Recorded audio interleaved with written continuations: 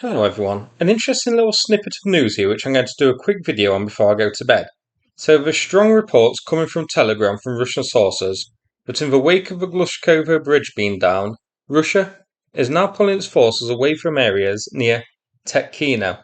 This post here is saying the Russian army retreated in an organised manner to the eastern bank of the river at Tetkino. Populated areas were evacuated. Two bridges in Tetkino and Popovo-Lezaki were blown up. New defensive lines have been occupied. This is from a Russian source, so take it with a grain of salt. This one here, again a Russian source, goes into a bit more detail. So it says Russian units across the river were in a small, unprofitable pocket between the river and the border. So the possible destruction of crossings over the Seym River here wouldn't give time for a timely withdrawal. The main problem in this area defence will be three bridges across the Seym near Kariz, Zvanoa and Glushkovo used for supply, one of which, Glushkovo, has already been destroyed. Here's a little map showing Tetkino. Now, despite some reports online, Russia hasn't withdrawn from Tetkino itself, but rather pulled all of its troops from this area of land circled in red, over the Seym River to Tetkino itself, and blown the connecting bridges.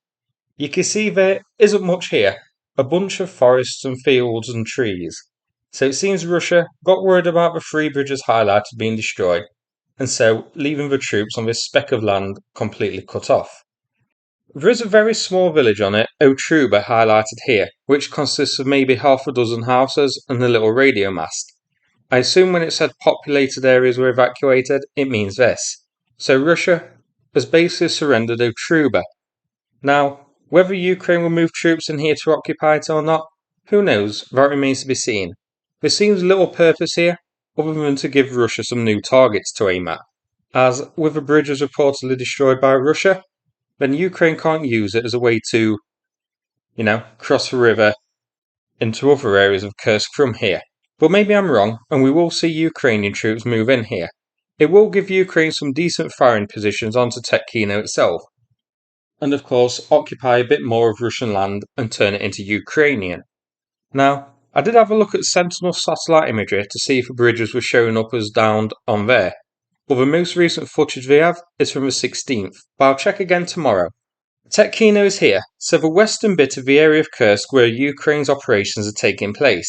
Highlighted in blue are the areas closest that Ukraine has captured so far, but reports say they are advancing on Kamarovka. With the Glushkovo bridge being down and two bridges left at Kariz and Zvanoa, this entire region from Snagos to Tetkino is vulnerable. Resupply for Russia is going to be difficult, and the Russian forces here are in danger of being completely cut off and isolated.